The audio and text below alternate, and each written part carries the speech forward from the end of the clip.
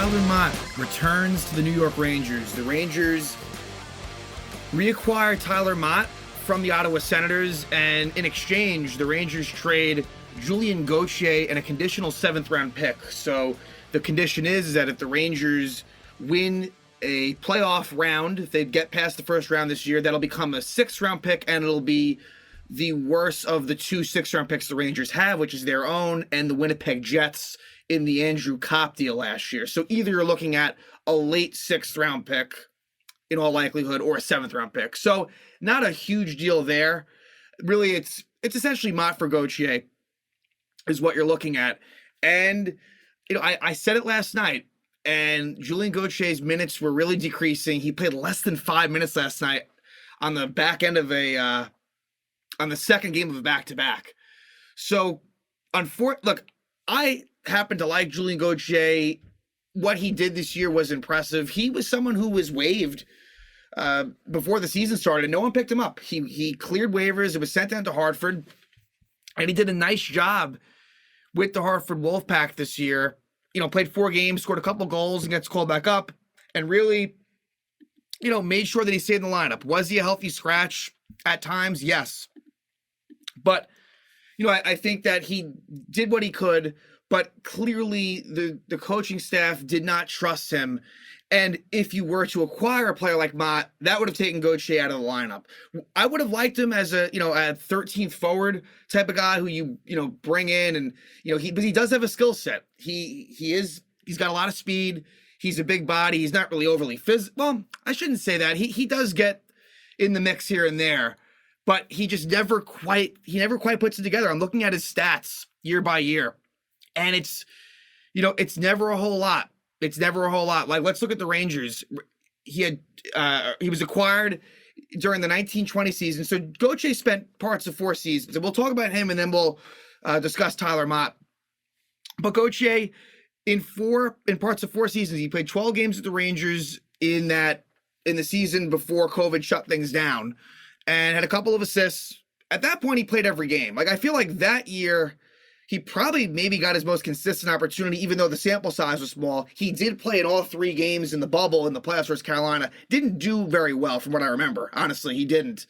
But again, that's a weird situation, but kind of unsuccessful there. Then in the 56-game season, I feel like Gauthier, didn't... Another situation where he plays a lot early and then was a healthy scratch for like the rest of the year. That's what happened last year also. So last year, I remember Gauthier had some moments early on, but then really after the trade deadline was like a non-factor. Might have played once or twice. He ends up playing 49 out of 82 games. The year before that, 30 out of 56. And then this season, he plays 40 games, and you could just tell where it was going again. And this year, I think no fault of his. You throw Jake Lecision in that 4th line, who's still, on the team right now. I don't expect him to be a factor by the deadline. I think that he's here for now, but I'd like to think that won't continue. But yeah, for Julien Gauthier, this year, a season high, 6 goals, a career high. And he had 6 goals, 3 assists, 9 points, a -5. He's not the most offensively aware, but look, the situation is this. For Ottawa, it gives him a fresh start. He is a restricted free agent who was arbitration eligible. I do think that, in all likelihood, this was Gauthier's last year with the Rangers. Is there a world in which he could have returned next season? Maybe. There's a chance, but I don't think that was going to happen. I believe at one point it was rumored that he did request a trade either last year or this past offseason. And now Gauthier is with the Ottawa Senators. So wish him well. Definitely, I would have been fine with him being kind of that, maybe 12th forward, 13th forward, kind of a fringe guy. But it seems the Rangers are already making moves, and they bring in Tyler Motte. And this seemed like a situation that was destined to be. And I think the Rangers really wanted to bring him back. I think he wanted to come back, but the money situation just wasn't there at the time. And it just didn't happen. Now, Motte signed a $1.35 million contract, a 1-year deal with Ottawa. And for Motte, he returns to the Rangers. Really, what I love is for him to sign like a Jimmy Vesey type deal, a 2-year deal worth less than $1 million. I don't know if he would accept that, but I think it's somewhat reasonable for him to get some stability. But at this point, he's bounced around a bit now after spending he himself had spent parts of 5 seasons with the Vancouver Canucks and was well liked by the Canucks. And, when he was acquired last year, I spoke about how he really played well in the bubble. 17 games in that 2020 playoffs with the Canucks, scored 4 goals and, was really noticeable and was good for them.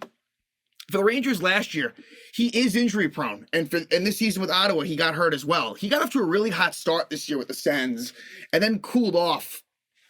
This year, 38 games, 3 goals, 6 assists, 9 points. So it's kind of funny.